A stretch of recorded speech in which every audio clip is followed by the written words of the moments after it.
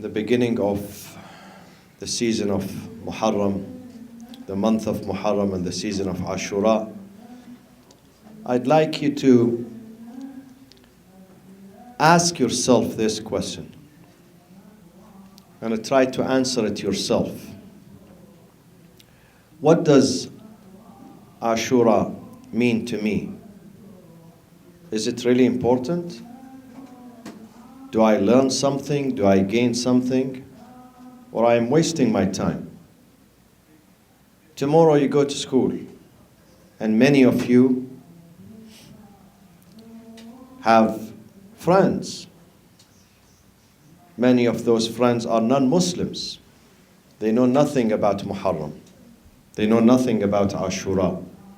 They never heard about Imam Hussein. And if they ask you, where were you last night? So what the answer would be? Do you tell them the truth? Do you tell them everything? Or you hide? Definitely you should not hide. You have to tell them the truth. You have to tell them everything. But if they ask you, why 10 nights? Why do you go every night? Don't you have homework? Don't you have a school? So here you have to answer. The same answer that you're going to give it to them, you have to give it to yourself first. And see whether you accept this answer or not. If you accept the answer for yourself, if you get convinced with this answer, then you may give it to others. But if you yourself, you don't believe in that answer, it's not convincing, then you should not give it to others. So, why do you go to these sessions? Why do you commemorate or celebrate the event of Imam Hussein, his martyrdom? And why this event is important to you? Are you here because your parents, they brought you? You have no choice? How many are here because your parents, they said, hey, get into the car, let's go there? How many? Raise your hand. None of you. Then you came through your own free will? Yes? It was your own decision? You decided to come? Then you came for a reason. Now I know many of you come here for one main reason. Which is what? Be honest with me. To socialize. To socialize. And part of socialization is food. No problem. And of course there is a blessing in this food. I myself, I enjoy this food and I eat it because I believe in the blessing and the cure and the remedy that this food provides me. But socialization is not enough, is not strong enough to bring you here. There should be something else besides socialization. What is it? Can you help me with the answer? We come here to socialize, to see each other, to talk to our friends, to learn from our friends, to exchange views, ideas. But then there is something else. Besides socialization and food, there is something else. What is it? Can you help me with the answer? What is it? Begins with L. L-E. Learning, exactly. We come here to learn. To learn what? We come here to learn how to be good, how to be better, how to improve ourselves. If I ask you today, if I ask all of you, all the people in this room and that room, if I ask you, is your life problem-free, meaning you don't have a problem in your life? How many of you would tell me, yes, I don't have any problem in my life? How many? None of you, including me. We all have problems. We all have challenges in our life. How do we overcome these challenges? Some of us are bored with their schools, with the homework.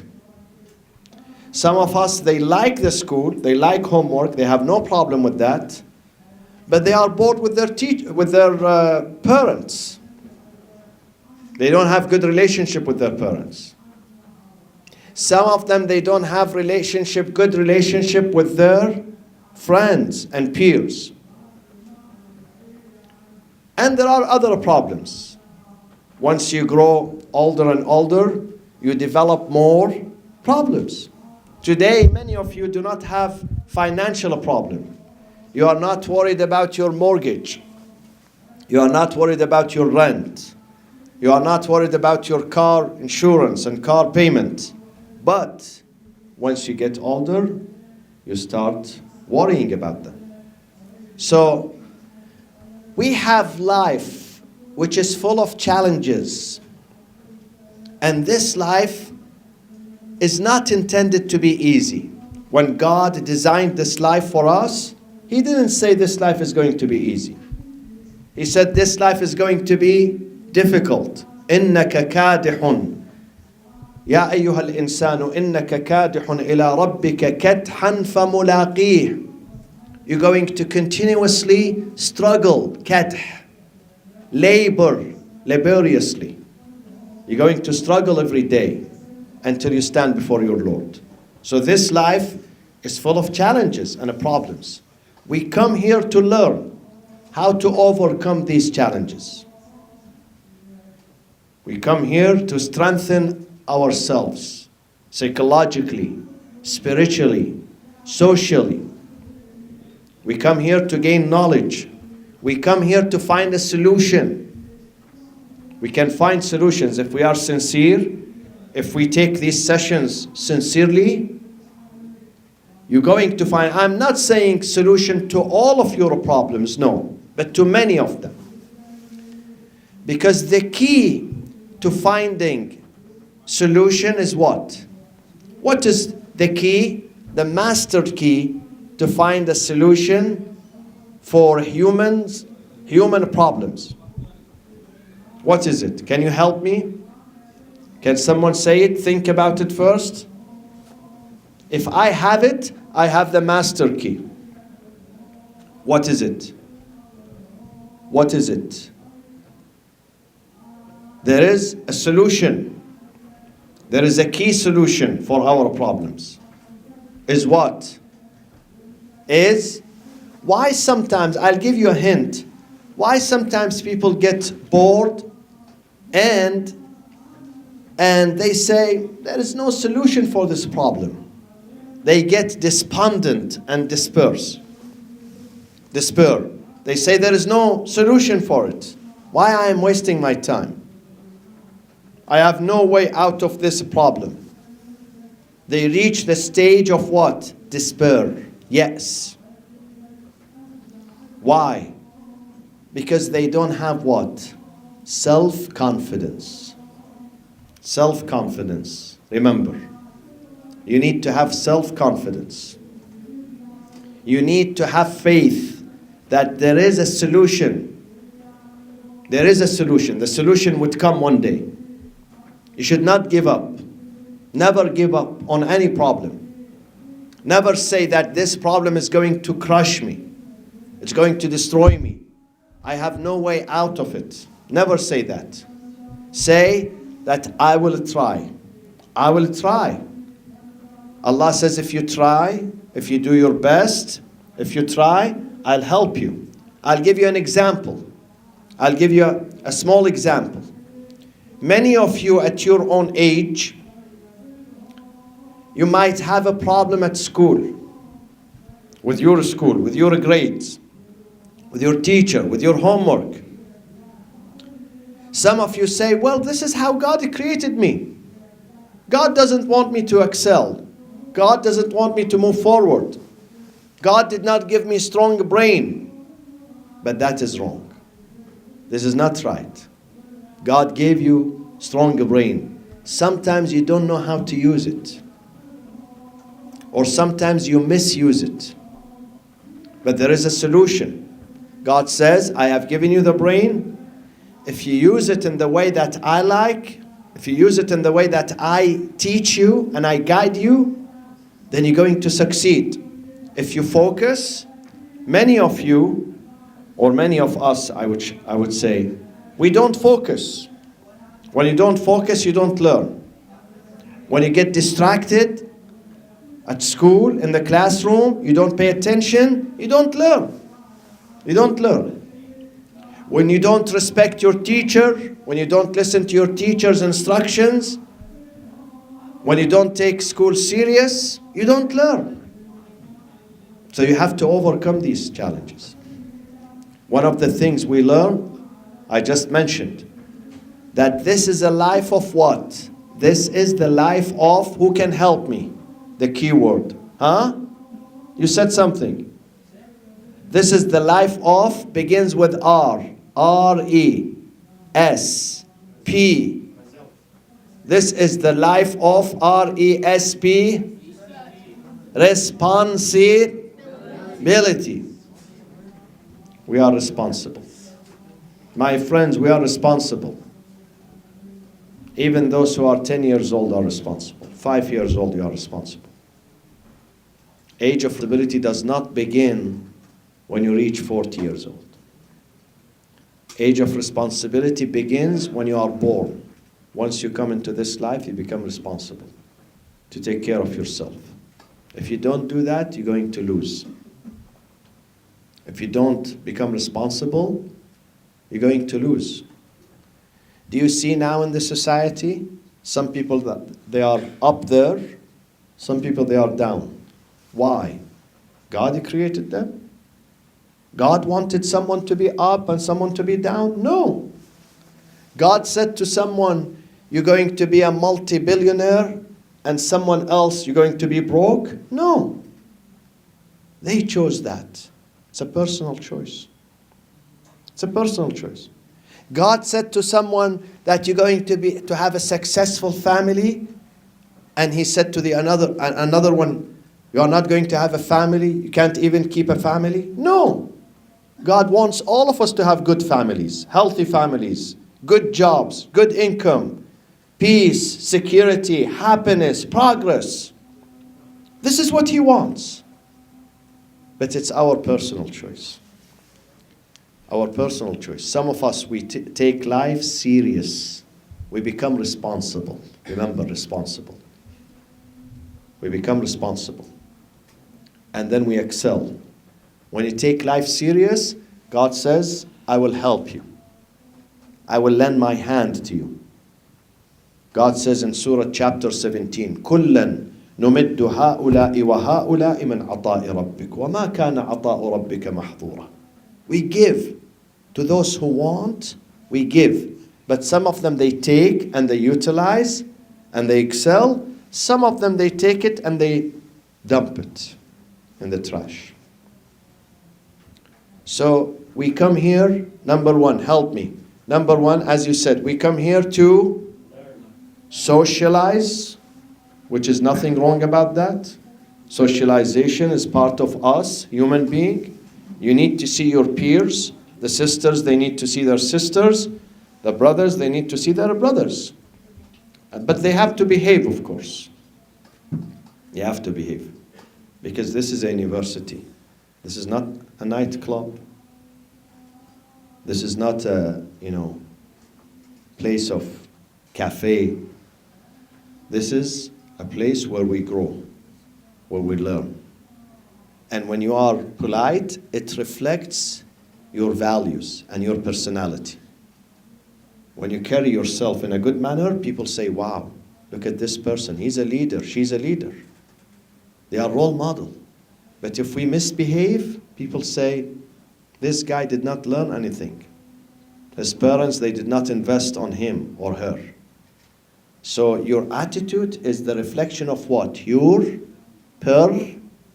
personality. Do you want to have good personality or bad? Definitely you want to have good personality. So number one, we socialize. Number two, You come here with the intention of what? As I said, L begins with L. Learning. We learn. We learn. We learn that there was a leader who gave his life for you. So you can be dignified. You can be safe. You can reach God. This leader's name is Imam Hussein alayhi salam. Imam Hussein came to a society that was dominated by corrupt people, by bad people, by tyrants. And he decided that I have to give my life. My speech is not enough. He gave speeches, nobody listened to him. So he had to do something bigger than a speech. And his grandfather, the Prophet, 50 years before, prior to that, he said to him, Ya Hussein, you have to give your blood. If you give your blood, you're going to shake the very foundations of the society. People are going to believe in you. You're going to shake the community, the people. They're going to wake up. And he said, I'm willing to do that. So he took his family. He had kids as young as 2 years old, 5 years old, 10 years old. He took them because they had a message. Now some of you say, well, I'm still young. I have no role, no responsibility. I'm still going to school. But do you know that the children of Imam Hussein, as young as 3 years old, they had a major responsibility? One of them is what? What's her name? Do you remember her name? The one who's buried in Syria, in Damascus? Huh? Ruqayya alayhi salam. Ruqayya, today she has a shrine. She's only 5. Some people say she's only 3. But she has a shrine. You know, some people, they die when they are 70 and 80. They have no grave. They have no shrine. Nobody knows about their burial site. A child of 5. Why? Because she delivered her message. She delivered her message. And she is a source of inspiration for us. Now people, when they go to her shrine, they say, why she died? Under what circumstances she died? They hear the story that she was taken as a captive. She's from a noble family, good family. She had a father, a mother, sisters, uncles, but she was taken as a captive because she paid the price of telling the truth. Her father paid the price of telling the truth and resisting tyranny and dictatorship. So they took them from city into another one until they reached Damascus, and many of you know about her story. She was sleeping in a place, they dumped them in a place which was horrible condition. Horrible condition. Almost in the street. Do you see the homeless people when they sleep in the street? They put them in such a place. Horrible place. So, while she is sleeping, she sees her father in her dream. And then she wakes up. And she says, my auntie, where is my dad? I miss him. She said to him, your dad is traveling. He's away from you. She said, but I want him. Can you call him? I miss him. I need my dad. Every daughter needs her dad. Because some of those parents, they take care of their daughters, and there is a special relationship between daughters and their fathers. And Imam Hussein was special to her. Imam Hussein was not only a political leader, a warrior, he was a good father too. He was a good son, he was a good husband, he was a good brother, he was a good friend. So she kept saying, I need my dad, I miss my dad. So all the women in that place, they woke up and they started screaming and crying, and the tyrant was in his palace. And the voice reverberated in the city, and it reached the tyrant in his room. He woke up. He said, what's going on? The whole city is crying. What's happening? They said to him, one of the daughters of Imam Hussein, she wants her dad. He said, okay, no problem. Send her dad. Do you know how they sent the dad? The dad was already dead. The father was already dead. They severed his head. They separated his head from his body. And they were carrying the head. So he said, take the head. Let her see the head of her dad. So they brought the head, they covered it, and they put it right in front of her. She said, first she thought this is food. She said, I didn't ask for food. I need my daddy. They said to her, never mind, just remove the cover. When she removed the cover, she sees the head of Imam Hussein right before her eyes. She turned to him, she said, Daddy, why did they do this to you? Why? What was your crime? You didn't do anything wrong. Why they separated you from me? Who's going to stand with us? Who's going to take care of us? And then people, the entire people of Damascus, they woke up that night. They had a sleepless night. They came. Many of them did not know about this. Many of them did not even hear about the caravan and the family of Imam Hussein. They thought that some bad people are taken captive and they are kept in this bad place. But then they hear the name of Hussein. Wow, this is the family of Hussein? This is his daughter? She shook the entire city. And then the revolution started against Yazid. Some people went to him. They said to him, shame on you, shame on you. You lied to us. This is the family of Imam Hussein. We can hear his daughter saying, Hussein is my dad. You misled us. And then she kept saying, Daddy, Daddy, until she died. Until she died. Look at the love of the daughter. When she misses her genuine father. When she misses her real father, genuine father, caring father, she dies. And she was buried there. But imagine, 1,377 years ago, this incident took place. 1,377 years ago. She was buried in a ruin, in a place nobody knew about. Now you go there, it's a huge shrine. It's a huge mosque. People go there and pay tribute to her, to Ruqayya alayhi salam.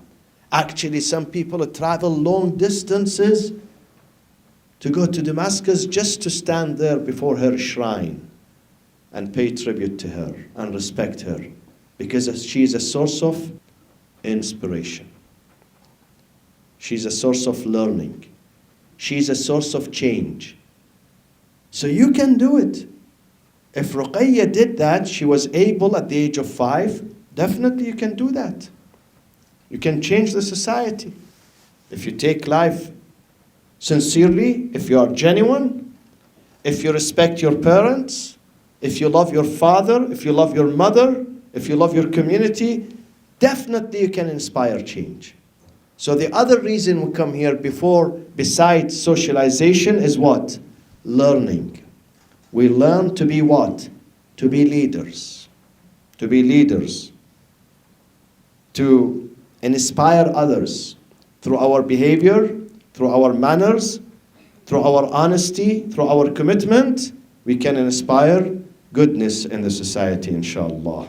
May Allah bless you and protect you.